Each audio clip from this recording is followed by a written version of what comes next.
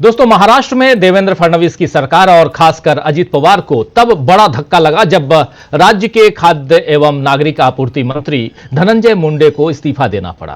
मुंडे बीड जिले के परली से अजित पवार की एनसीपी के विधायक हैं।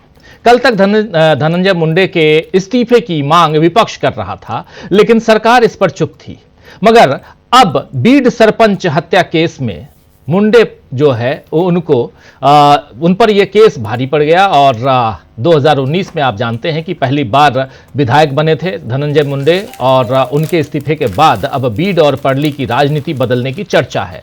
आपको बता दें कि 2019 में वो अपनी चचेरी बहन पंकजा मुंडे को हराकर जीते थे। पंकजा बीजेपी में हैं और धनंजय एनसीपी में हैं। हालांकि पंकजा मुंडे बीच बीच में जो बातें करती हैं वो आप लोग जानते हैं, वो चाहती हैं कि अपनी अलग से पार्टी बना लें। खैर, यहां पंकजा की बात नहीं, बात धनंजय मुंडे की कर रहे हैं, जो एनसीपी शरद पवार नहीं बल्कि अजित पवार गुट में हैं। अब बीड पर क्या बीजेपी का दबदबा होगा या अजित पवार अपने इस गढ़ को बचा पाएंगे, यह देखना होगा। वैसे इस मामले में बीजेपी और एनसीपी दोनों घाटे में दिख रहे हैं, क्योंकि इससे जनता के बीच सरकार की स्वच्छ छवि पर सवाल खड़े हो रहे हैं। हालांकि धनंजय मुंडे अपने इस्तीफे के लिए स्वास्थ्य कारणों का हवाला दे रहे हैं और एनसीपी नेता धनंजय मुंडे ने ट्वीट किया है और ट्वीट में उन्होंने कहा है कि मेरी पहले दिन से ही दृढ़ मांग रही है कि बीड जिले के मासाजोग में संतोष देशमुख की नृशंस हत्या के आरोपियों को कड़ी से कड़ी सजा मिलनी चाहिए।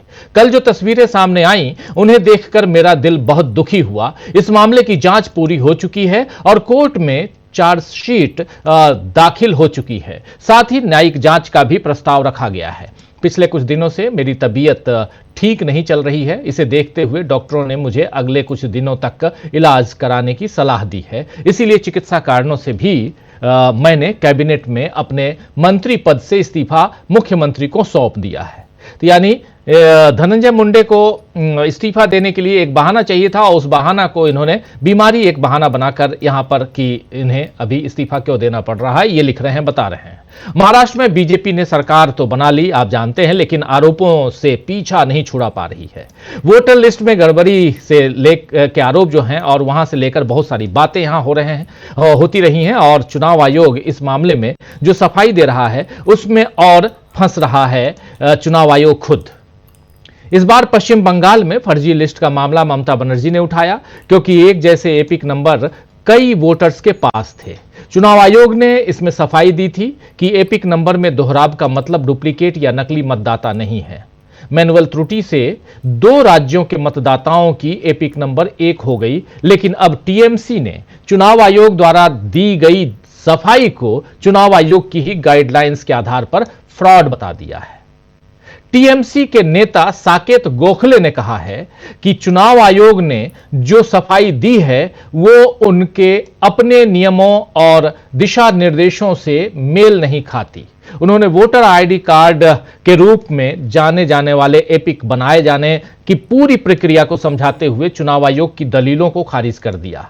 गोखले ने कहा है कि एपिक जारी करने की प्रक्रिया चुनाव आयोग की handbook for electoral registration officers में लिखी गई है। साकेत गोखले इसी के आधार पर चुनाव आयोग की सफाई में झूठ बेनकाब करने का दावा कर रहे हैं।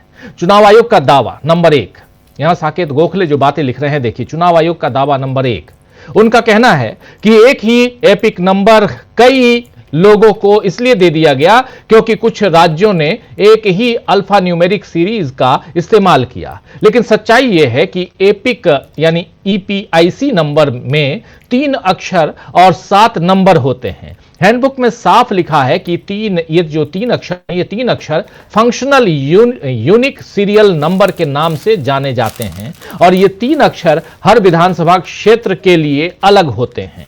मतलब एक ही राज्य में भी 2 अलग अलग विधानसभा क्षेत्र के वोटर्स के ईपीआईसी के पहले 3 अक्षर एक जैसे नहीं हो सकते, तो फिर पश्चिम बंगाल के वोटर्स के एपिक नंबर हरियाणा, गुजरात और दूसरे राज्यों के लोगों को कैसे मिल गए? यह यहां पर बड़ा सवाल साकेत गोखले पूछ रहे हैं। चुनाव आयोग का दावा नंबर 2, और दावा नंबर 2 क्या है? उनका कहना है कि एक ही ईपीआईसी यानी एपिक नंबर कई लोगों को गलती से दे दिया गया और इससे कोई फर्क नहीं पड़ता। यह दूसरा नंबर है जो चुनाव आयोग कह रहा है, लेकिन सच्चाई क्या है यह गोखले बता रहे हैं। सच्चाई यह है कि चुनाव आयोग के नियम कहते हैं कि एपिक नंबर देने के लिए जो सॉफ्टवेयर इस्तेमाल होता है वो हर इस्तेमाल और खाली नंबर का हिसाब रखता है ताकि एक ही नंबर दो लोगों को न मिले। एपिक नंबर वोटर की जानकारी और तस्वीर से जुड़ा होता है और इसे स्थायी यूनिक आईडी माना जाता है। तो यह कैसे मुमकिन है कि गलती से एक ही एपिक नंबर अलग अलग राज्यों के लोगों को दे दिया जाए, और अगर एपिक नंबर डुप्लीकेट है तो वोट डालने से रोका जा सकता है। यह साफ तौर पर बीजेपी के पक्ष में मतदाताओं को रोकने की साजिश लगती है, जिसमें गैर बीजेपी इलाकों के वोटर्स को निशाना बनाया जा रहा है। साकेत गोखले ने यह भी आरोप लगाया है कि यह सब चुनाव आयोग की कार्रवाई और विश्वसनीयता पर बड़े सवाल खड़े करता है, खासकर अब जब चुनाव आयुक्तों को मोदी सरकार नियुक्त करती है। 3 सदस्यों वाली कमेटी में 2 लोग प्रधानमंत्री और अमित शाह बहुमत से फैसला लेते हैं। अगर चुनाव आयोग बीजेपी के लिए काम कर रहा है तो निष्पक्ष चुनाव की कोई उम्मीद नहीं है। वहीं सागरिका घोष वो भी सांसद हैं, उन्होंने कहा है कि हमारे पास सबूत हैं कि गुजरात, हरियाणा और उत्तर प्रदेश के लोगों को बंगाल की मतदाता सूची में शामिल किया गया है। यह एक सुनियोजित साजिश है, यह कहना है सागरिका घोष का। मजे की बात यह है दोस्तों कि जिस तरह हरियाणा और महाराष्ट्र में चुनाव आयोग पर सवाल उठाने का जवाब बीजेपी ने दिए, उसी तरह पश्चिम बंगाल में बीजेपी कह रही है कि टीएमसी बिना बात के आरोप लगा रही है। सोचने वाली बात यह भी है कि क्या चुनाव आयोग अपनी सफाई खुद नहीं पेश कर सकता? जिस तरह उसने पहले सफाई दी उसी तरह अब भी वो आरोपों पर जवाब दे सकता है। लेकिन जिस तरह बीजेपी चुनाव आयोग का बचाव करने आती है उससे पूरी दाल काली दिखने लगती है। पश्चिम बंगाल में तो अगले साल चुनाव हैं और अभी से विपक्ष सतर्क हो गया है। वहीं बिहार में कुछ महीनों में चुनाव हैं और इस बार तेजस्वी यादव का डर बीजेपी पर साफ दिखाई दे रहा है। आज तेजस्वी यादव ने विधानसभा में इस बात के मजे भी लिए, जिसमें उप मुख्यमंत्री सम्राट चौधरी कुछ नहीं बोल पाए और नीतीश कुमार तो तेजस्वी के सामने आए ही नहीं। वैसे नीतीश कुमार को लेकर आज मनोहर लाल खट्टर ने कहा है कि उन्हीं के नेतृत्व में एनडीए चुनाव लड़ेगा बिहार में। लेकिन क्या सीएम की कुर्सी फिर से नीतीश को मिलेगी, यह सवाल अब भी बरकरार है। खैर, क्या कुछ कहा आज तेजस्वी यादव ने अपने भाषण में। आप जानते हैं बजट सेशन चल रहा है बिहार में। कल ही सम्राट चौधरी ने बजट पेश किया है और आज उसी बजट पर आज बातचीत आगे बढ़ रही थी। हालांकि राज्यपाल का वहां अभिभाषण हुआ और उस अभिभाषण पे धन्यवाद प्रस्ताव वहां भी होता है। उस पर बोलते हुए क्या कुछ कहा है तेजस्वी यादव ने, सुनिए जरा। अब सम्राट चौधरी जी आ गए हैं। अभी कुछ दिन पहले हमने अध्यक्ष महोदय एक वीडियो देखा था जिसमें सम्राट चौधरी जी ने कहा कि तेजस्वी पर मत बोलो, लालू जी पर अटैक करो। ये तो हम ही लोग के पार्टी में थे। पहली बार हमारे पिता लालू जी ने ही इनको मंत्री बनाया था, बवाल मचा था। उसके बाद कितना ही पार्टी बदल लिए, कोई ठीक नहीं। ये तो 5 साल पुराना भाजपैया है, असली आरएसएस भाजपैया तो है नहीं। कल गले लगे मुख्यमंत्री जी, बड़ा अच्छा लगा। लेकिन हमको लगा कि एक और उप मुख्यमंत्री नहीं है विजय सिन्हा जी, उनका खून जलाने के लिए लोग गले लग रहे हैं। व्याकुल मत होइए, जब वो स्पीकर थे तो बोलते थे, और मुख्यमंत्री जी अब थे तब स्पीकर पद पे विजय सिन्हा थे तो क्या नोकझोंक होती थी, वो हम सब लोगों ने देखा है। तो महोदय, कत्ल तो नहीं बदला, कत्ल की अदा बदली। कत्ल तो नहीं बदला, कत्ल की अदा बदली।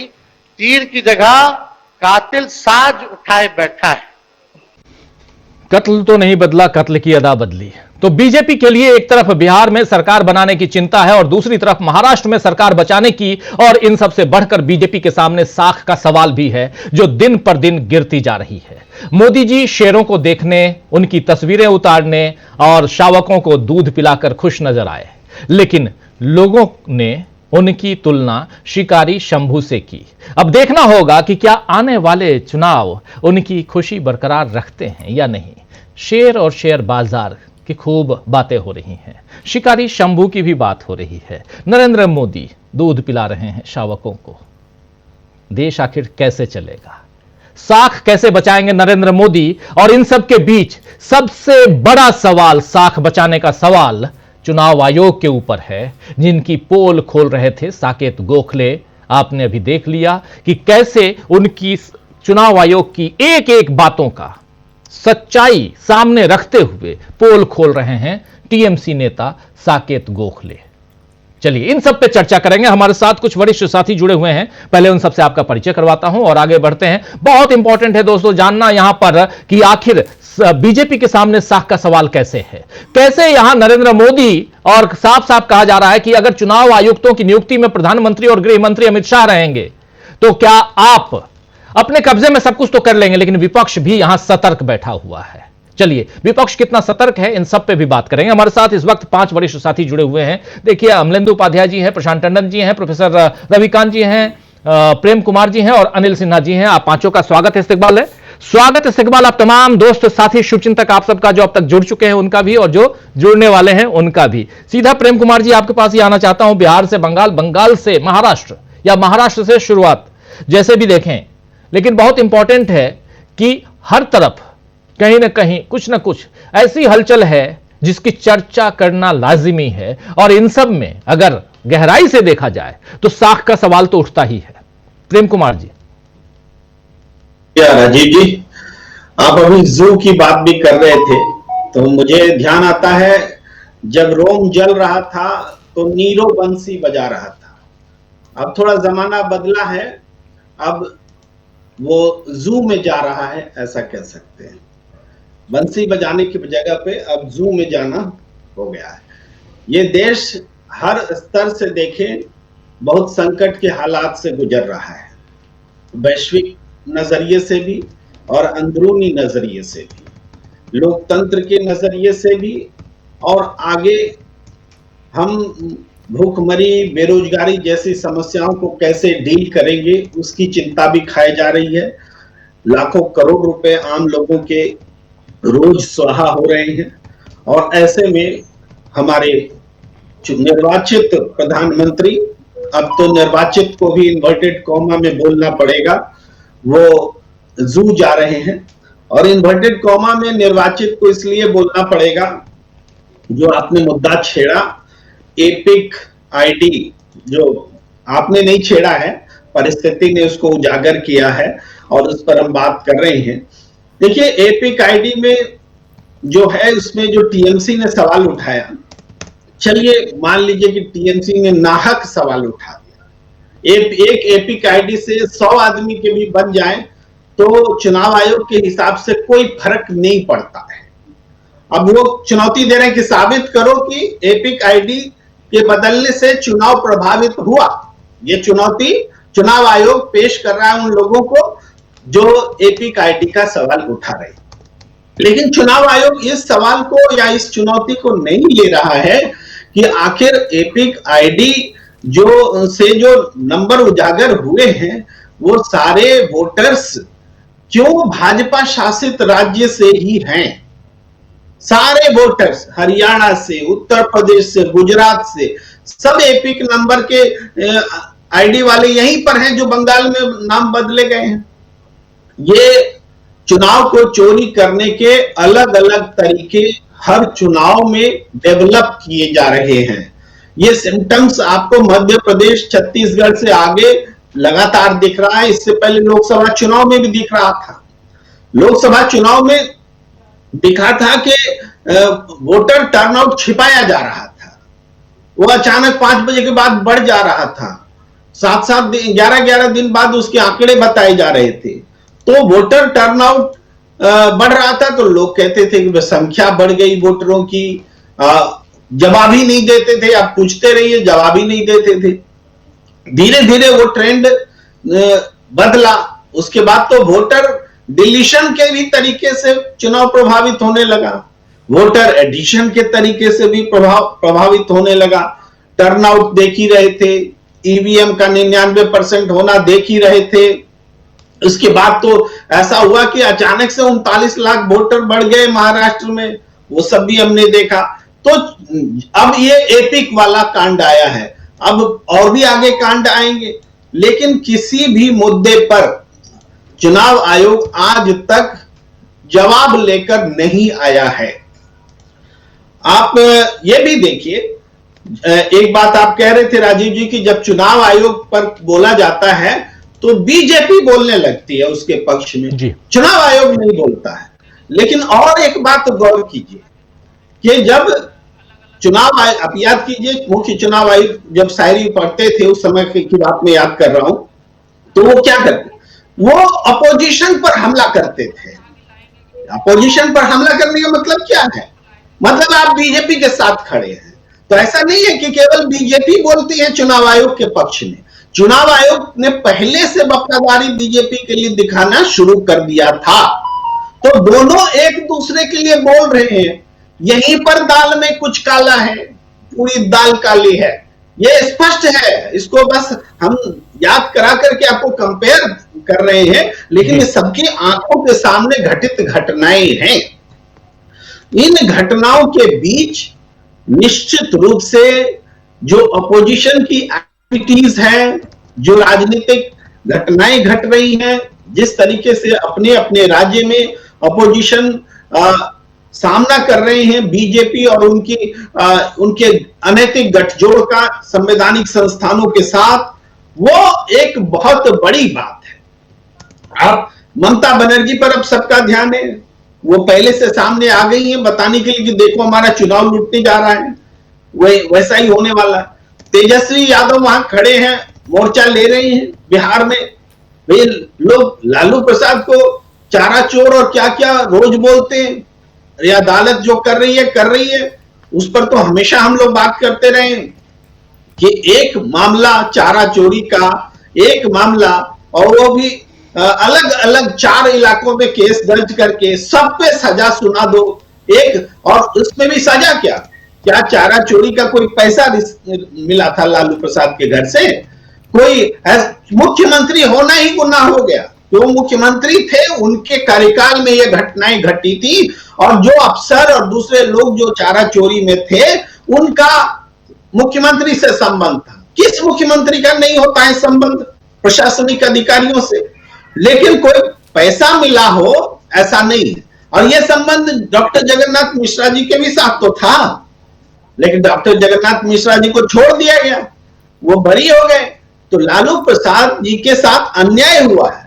चारा चोरी एक घटना है, उससे कई गुना बड़ी बड़ी हजारों करोड़ की घटनाएं देश में घट रही है। आयुष्मान घोटाला आप देख रहे हैं, देश के सामने है, कैसे फर्जी ऑपरेशन हो जा रहे हैं। उसका आयुष्मान का पैसा पता नहीं कौन लूट के जा रहा है। एक मोबाइल से 7.5 लाख लोग आयुष्मान से जुड़ जाते हैं, और उनका पैसा कौन लूट के जा रहा है। एक सड़क में घोटाला है, जिस मुद्दे को आप उठाइए हर मुद्दे में घोटाला है। सीएजी की रिपोर्ट जरा इंतजार कर रहे हैं हम लोग। पहले एक साल में 55 सीएजी की रिपोर्ट आती थी, अब तो 12-15 रिपोर्ट आ रही है। सीएजी की पूरी रिपोर्ट नहीं आ रही है। जो रिपोर्ट आएगी तो हर मुद्दे पर घोटाला दिखता है, लेकिन ये लोग सेलेक्टिव ढंग से किसी एक स्टेट को चुन के अपोजिशन के खिलाफ में घोटाला करते हैं, अनियमितता को घोटाला बताते हैं, घोटाला को छुपा देते हैं, उसको अनियमितता भी कहने से परहेज करते हैं। ये सेलेक्टिवनेस दिख रहा है, पूरे देश में दिख रहा है। तो इसके समांतर राजनीति को विकसित करने के लिए एक पॉलिटिकल इकोसिस्टम, राजनीतिक पर्यावरण का निर्माण करना जरूरी हो रहा है कि ये जो गठजोड़ पैदा है कैसे लड़े। ये केवल बीजेपी से नहीं लड़ना है, आपको बीजेपी के साथ वाले मीडिया से लड़ना है, आपको संवैधानिक संस्थानों से लड़ना है, अरे सबसे लड़ना है। केवल राजनीति ये नहीं कि चुनाव में किसी को कैसे हराया जाए, चुनाव बचाया कैसे जाए ये है, जीता कैसे जाए ये तो बाद में सवाल आएगा। पहले है सवाल है कि चुनाव बचाया कैसे जाए। ये आज की सबसे बड़ी समस्या भी है और सबसे बड़ा सवाल भी है राजीव जी। बिल्कुल, सबसे बड़ा सवाल भी, समस्या भी है, सबसे बड़ा सवाल भी है, बहुत महत्वपूर्ण है। चाहे आप महाराष्ट्र की बात कीजिए, चाहे आप टीएमसी ने जो पोल खोल किया है वहां पे वेस्ट बंगाल में, पश्चिम बंगाल में, उसकी बात कीजिए, या बिहार की बात कीजिए, हर जगह कहीं ना कहीं फंसी हुई सरकार नजर आती है। साख बचाने का यहां सबसे बड़ा सवाल है। महाराष्ट्र में आखिर जो कुछ हुआ उस पर भी बहुत सारे सवाल उठ रहे हैं। लेकिन दूसरी तरफ अगर आप बिहार आए तो बिहार में आज जबरदस्त जबरदस्त नोकझोंक देखने को मिला। और उसमें भी जब तेजस्वी यादव अपना भाषण दे रहे थे, दो उप मुख्यमंत्री हैं बिहार में, आप जानते हैं, एक सम्राट चौधरी हैं, दूसरे हैं विजय सिन्हा। विजय सिन्हा ने पिछले दिनों क्या कहा था, आपको याद होगा कि बीजेपी चाहती है कि अटल बिहारी वाजपेयी का सपना पूरा हो, यानी बिहार में मुख्यमंत्री बीजेपी का बने। आज इसी मसले पर तेजस्वी यादव ने बढ़िया खिंचाई की, और वो जो खिंचाई की है वो जबरदस्त है, वो आपको सुनाऊंगा थोड़ी देर में। लेकिन बिहार चले उससे पहले इधर जो चुनाव आयोग पर और जो साकेत गोखले ने बिल्कुल खोल कर रख दिया है, उसकी चर्चा जरूरी है। प्रशांत टंडन जी, आपके पास आना चाहता हूं, जरा आपसे समझना चाहता हूं। और चुनाव आयोग एपिक नंबर को और इसी मसले को अगर लेकर पूरा का पूरा विपक्ष कूद पड़े तो मामला बहुत गंभीर है। और साकेत गोखले ने बिल्कुल पॉइंट वाइज यहां पर सब कुछ रख दिया है। चलिए एक मिनट, जरा बिहार की बात मैं कर रहा था, जरा वो एक नोकझोंक आपको दिखाता हूं, फिर चलेंगे वहां भी। प्रशांत जी, बिहार में तेजस्वी यादव कह रहे हैं कि अभी तो आप कह रहे हैं कि मुख्यमंत्री हमारा नीतीश कुमार ही रहेंगे, लेकिन तब तो आप कहते थे कि हमारा मुख्यमंत्री होगा। इन दोनों के बीच जरा नोकझोंक देखिए जरा। अब विजय सिन्हा जी पीछे पीछे कैसे रहेंगे? वो पहुंच गए तो ये पहुंच गए, पीछे रहने वाले थोड़ी हैं, ये तो मजबूत आदमी है। अब मजबूती थोड़ा दिखाइए। अटल जी के जन्मदिन पे आपने बोला था ना, अटल जी का सपना तभी साकार होगा जब बिहार में बीजेपी का मुख्यमंत्री होगा। और सम्राट चौधरी जी बोल दिए कि 15 साल और नीतीश जी काम करेंगे। एक डिप्टी सीएम बोले कुछ और दूसरा डिप्टी सीएम बोले कुछ। थोड़ा हो गया, अब थोड़ा तालमेल बना करके चलिए। और आपको तो आपस लेना पड़ा प्रेस कॉन्फ्रेंस करके 3 घंटा के अंदर, आपस नहीं वापस। इनके समझ अध्यक्ष महोदय 1 मिनट, नेता प्रतिपक्ष, इनको शायद पूरी चीज को देखे समझे। वो सरदे अटल जी बोले थे आप कि जंगल राज रजकता हटाना है तो कमल खिलाना है, सुशासन लाना है, एनडीए की सरकार बनानी है, और नीतीश कुमार को सुशासन के लिए लाया गया। क्या आपने नहीं बोला था कि भाजपा का सीएम होगा तभी सपना साकार होगा? वीडियो है हमारे पास, सब लोग ने। अरे सदन में झूठ बोलते हैं, सदन में काहे झूठ बोलते हैं? लोकतंत्र का मंदिर है, आप टीका लगाए हैं, सनातनी आदमी और झूठ बोलते हैं। झूठ बोलने की जिम्मेदारी आपकी है। विजय सिन्हा अपने पार्टी के पक्ष में पार्टी के घर के अंदर बात करती है, बाहर नीतीश कुमार सुशासन स्थापित करने के लिए आए, एनडीए की सरकार बनी, और टीका से इतना नफरत है तो टोपी पहन लीजिए। आपको टीका से बहुत नफरत है तो टोपी पहनिए। माननीय नेता प्रतिपक्ष, माननीय नेता प्रतिपक्ष, माननीय नेता प्रतिपक्ष, आप माननीय अध्यक्ष, हमको आप शब्द सुन लीजिए ना, यहाँ कोई झूठ नहीं बोलता है, असत्य बोलता है। चलिए असत्य उसको कर दीजिए, अपनी बात आगे बढ़ाइए, बात आगे बढ़ाइए। आपस ले लेते हैं, असत्य जोड़ दिया जाए।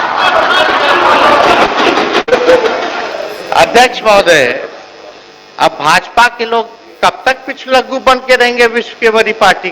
कभी तो अपना कौन चेहरा है भाई? चेहरा है ये नहीं, कब बनाइएगा अपना मुख्यमंत्री? अटल जी का सपना साकार करना है ना। चलिए बैठ जाइए, बोलने दीजिए। आप थोड़ा सा से चूक गए, मंत्री बनते बनते रह गए। एगो आप और एगो पीछे वाले हमारे जो बंडी पहने गमछा लिए हैं, जो आज अभद्र भाषा बोले हैं बाहर। तो सुन रहे थे, यहां सीधी धुलाई करते हुए यहां कहें तो तेजस्वी यादव, और बार बार उनको टोकने की कोशिश कर रहे थे, रोकने की कोशिश कर रहे थे इधर उप मुख्यमंत्री विजय सिन्हा। लेकिन साफ साफ यहां जो चीजें हैं ऑलरेडी धरातल पे हैं, सोशल मीडिया पर वायरल है वो वीडियो, और उस वीडियो का जिक्र यहां करते हुए चलिए, झूठ नहीं असत्य। प्रशांत टंडन जी, बिहार से चलते हैं बंगाल तक। देखिए राजीव जी, जो तृणमूल कांग्रेस ने मुद्दा उठाया है चुनाव की धांधली का, ये बहुत बड़ा मुद्दा है, पूरे देश का लोकतंत्र और राजनीति को प्रभावित कर रहा है। लगातार हम लोग इस पे चर्चा करते रहे हैं, हर चुनाव में चर्चा करते रहे, चुनाव के बीच में भी चर्चा करते रहे। अब वक्त आ गया है कि पूरे देश की राजनीतिक पार्टियों को, सुप्रीम कोर्ट को, मीडिया को, सिविल सोसाइटी को इस पे बहुत गहराई से सोचना चाहिए, क्योंकि ये अकेला ऐसा मुद्दा है जो भारत का लोकतंत्र जो है उसको नेस्तनाबूद कर देगा। संविधान की बात होती है, राहुल गांधी भी लाल संविधान की किताब लेके इधर उधर जाते हैं। ये संविधान कैसे बचेगा अगर चुनाव ही रिग हो जाएंगे? 3-4 लेयर में, और हम लोग लगातार राजीव कुमार जब मुख्य चुनाव आयुक्त थे तब से ये बात उठा रहे हैं, और ये बहुत ही सिस्टमैटिक और इंडस्ट्रियल स्केल पे ये हो रहा है। आप देखिए इसकी कई लेयर्स हैं। एक लेयर अभी सामने आई, अभी पता नहीं आगे और क्या क्या चीजें सामने आए। एक लेयर जो सामने आई, जो आपने दिखाया कि एपिक नंबर, चुनाव आयुक्त ने जो नए बने मुख्य चुनाव आयुक्त ज्ञानेश जी, उन्होंने कहा कि ये एपिक नंबर 2 हो सकते हैं एक ही अलग अलग राज्यों में। उसको तृणमूल कांग्रेस के मेंबर ऑफ पार्लियामेंट गोखले साहब ने उसको क्लियर कर दिया कि एपिक नंबर जो है यूनिक होता है। और राजीव जी, आपको याद होगा कि जब 2010 में आधार कार्ड बना तो आधार कार्ड के पहले गवर्नमेंट की स्कीम्स को लागू करने के लिए राशन कार्ड और वोटर आईडी ही एक प्रमाणिक दस्तावेज हुआ करता था। अब आधार हो गया। तो एपिक नंबर यूनिक नहीं है, ये जो है साबित कर दिया तृणमूल कांग्रेस ने कि हरियाणा, पंजाब के, हरियाणा और महाराष्ट्र के वहां पे दिखाई दे रहे हैं वोटर। राहुल गांधी भी किस तरह कुछ खुलासे करते रहे। अब आप देखिए कि इसकी लेयर क्या क्या है। एक, फर्जी एपिक नंबर से मतदाता जोड़े जा रहे हैं जो कि रहस्यमय लोग हैं। वो कौन है, कब वोट देके चले जाते हैं, पता नहीं है। अब इसको अगर आप जोड़ें कि जो मतदान खत्म होने के बाद 1 बार, 2 बार, 3 बार ये जो चुनाव आयोग परसेंटेज बढ़ाता है, क्या ये वही लोग हैं?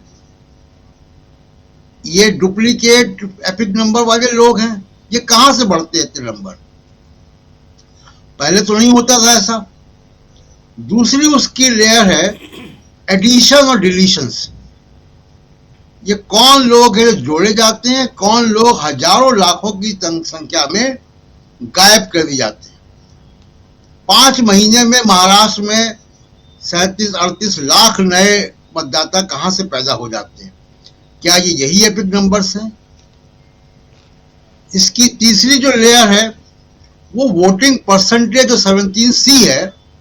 चुनाव आयोग वोटिंग परसेंटेज देता है, एक्चुअल नंबर देना उसने बंद कर दिया कि कितना मतदान पड़ा। वो ऐप में नंबर नहीं आता, प्रतिशत आता है। प्रतिशत में 0.01% में कई हजार वोट आ सकते हैं। उसके बाद आप देखिए कि जो वोटिंग परसेंटेज हरियाणा में जिस तरह से बढ़ा, काउंटिंग के 10 घंटा पहले, लोकसभा के इलेक्शन में 10 दिन बाद बढ़ा। तो ये जो मल्टीपल लेयर्स हैं चुनाव की, जो इलेक्टोरल रोल की सैंक्टिटी को, उसकी पवित्रता को, उसकी सच्चाई को सवालिया निशान खड़ा कर रही हैं। इस पे सबसे बड़ी जरूरत है। बहुत सारे दूसरे फ्रॉड भी हैं, लेकिन ये एक ऐसा फ्रॉड निकल के आ रहा है जो पूरे चुनाव के परिणाम को प्रभावित कर रहा है। और इसकी सत्यता में अगर वाकई चला जाए तो मुझे कोई बहुत आश्चर्य नहीं होगा कि पिछले कई चुनाव संदेह के घेरे में आ जाएंगे। इसमें सुप्रीम कोर्ट को इंटरवीन करना चाहिए, राजनीतिक पार्टियों को इंटरवीन करना चाहिए, पार्लियामेंट को इंटरवीन करना चाहिए। अब बीजेपी वहां पे सत्ता में, बीजेपी सरकार से तो आप उम्मीद नहीं कर सकते, लेकिन एक देशव्यापी आंदोलन, जन जागरण इस पे होना चाहिए और एक बड़ा कमीशन बने। मैं कह रहा हूं सरकार कमीशन बनाए ना बनाए, एक पीपल्स कमीशन बन जाए, पॉलिटिकल पार्टीज और सिविल सोसाइटी का मिलाकर वो पीपल्स कमीशन ऑडिट करवाए। और उसमें आप देखिएगा कि जैसे तृणमूल कांग्रेस ने घोटाले सामने किए, इस तरीके के हजारों घोटाले आपको मिलेंगे। तो आज की तारीख में सबसे बड़ा जो सवाल है लोकतंत्र को बचाने का, वो चुनाव आयोग का जो सिस्टमैटिक घोटाला है। इसको जब तक इस पे कन्विंसिंग रिस्पांस चुनाव आयोग कर नहीं आता है, तो घोटाला ही मान के चला जाएगा। बिल्कुल, क्योंकि अगर 5 साल में 30 लाख या 32 लाख वोटर बढ़ते हैं और 5 महीने में 38 लाख बढ़ जाते हैं, तो ये घोटाला ही है। इतने कहां से नए लोग पैदा हो जाते हैं। दूसरा मुद्दा राजीव जी, बिहार पे मैं आऊंगा सेकेंड राउंड पे जी बिल्कुल। लेकिन दूसरा एक बड़ा मुद्दा कि प्रधानमंत्री जो जंगलों में घूम रहे हैं कैमरे लेकर, और उसकी सोशल मीडिया पे तस्वीरें भी जा रही हैं, जिनके बारे में कहा जाता है कि वो सोते नहीं हैं, वो 18 घंटे काम करते हैं। तो 18 घंटे का काम करने का नतीजा ये है जी कि पिछले 10 दिन से लगातार स्टॉक मार्केट रेड मार्क पे बंद हो रहा है। 1400 पॉइंट एक दिन में गिर गया। 9 लाख करोड़ निकल चुका है इन्वेस्टर्स का। अकेले LIC का 1,45,000 करोड़ निकल गया। LIC की वैल्यू कम हो गई, 1,45,000 करोड़ कम हो गई LIC की वैल्यू। मैन्युफैक्चरिंग आपका जो है वो 14-15 महीने का नीचे जा रहा है। अर्थव्यवस्था की स्थिति खराब है। तमाम नेशनल इंटरनेशनल फ्रंट पे समस्याएं। और स्टॉक मार्केट, एक बात हम लोग ख्याल रख रहे हैं, केवल भारत का स्टॉक मार्केट गिर रहा है। Dow Jones, New York Stock Exchange, Nasdaq, कोई नहीं गिर रहा है, सब ऊपर चल रहे हैं। केवल भारत का स्टॉक एक्सचेंज गिर रहा है, स्टॉक मार्केट गिर रहा है। रुपये की वैल्यू 87 रुपए है। पीयूष गोयल जी वहां पे गए हुए हैं, वो क्या करके आते हैं वो हम देखेंगे। अभी तक उनको ऐसी कोई बड़ी कामयाबी नहीं मिली है। तो जो आर्थिक फ्रंट है, बेरोजगारी, इन्फ्लेशन, इन सब की चर्चा होती है। जो सामने दिख रहा है वो ये है कि फाइनेंशियल स्थिति देश की बहुत खराब है। प्रधानमंत्री इसमें कोई, जिसको कहते हैं क्राइसिस रिस्पॉन्स नहीं कर रहे हैं। वो फोटो खिंचवा रहे हैं शेरों के साथ, ठीक है, वो शौक पूरे कर रहे हैं अपने, उसमें कोई दिक्कत नहीं है। घूमना फिरना चाहिए, लेकिन हमेशा ही घूमते फिरते हैं। तो इसलिए स्टॉक मार्केट की स्थिति बहुत खराब है। आर्थिक फ्रंट पे सरकार गंभीर नहीं लग रही है कि ये स्टॉक मार्केट कब ऊपर आएगा। कोई ऐसी योजना नहीं दिखाई दे रही है कि जो अमेरिका आपके ऊपर टैरिफ लगाने जा रहा है, जो अप्रैल के महीने से लागू हो जाएंगे, अगले महीने से, उसका आपके पास उसका निकाय क्या है, उसका जवाब क्या है। जी राजीव, बिल्कुल बिल्कुल, आप सही कह रहे हैं। बहुत सारे सवाल हैं। चुनाव आयोग की बात हो, चाहे यहां देश की राजनीति हो, इन सब पे हम गहन चिंतन और यहां चर्चा कर रहे हैं, बहुत महत्वपूर्ण चर्चा। प्रोफेसर रविकांत जी के पास आना चाहता हूं। और प्रोफेसर